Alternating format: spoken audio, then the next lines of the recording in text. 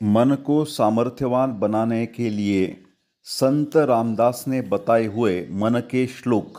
श्लोक नंबर 2। मना सज्जना भक्तिपंथेची जावे, तरी श्रीहरी पाविजे तो स्वभावे. जनी निंद्यते सर्व सोडोनि द्यावे, जनी वंद्यते सर्व भावे करावे.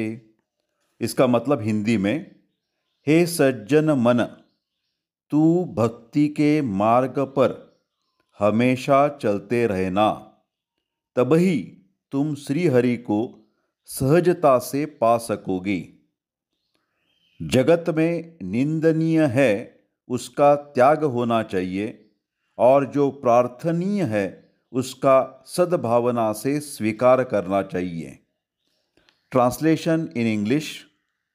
ओ gentlemanly, noble mind, proceed along the path of devotion. Then and then only you will be blessed by Sri Hari, that is Lord Rama.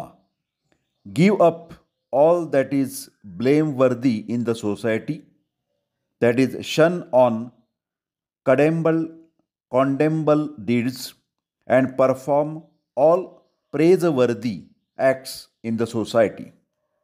मराठीमध्ये अर्थ.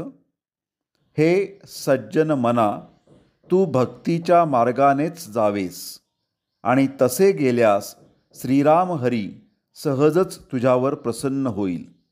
समाजातील निंद्य गोष्टींचा त्याग करावा आणि पूजनीय गोष्टींचा अंगीकार करावा, म्हणजे आचरणात आणाव्यात.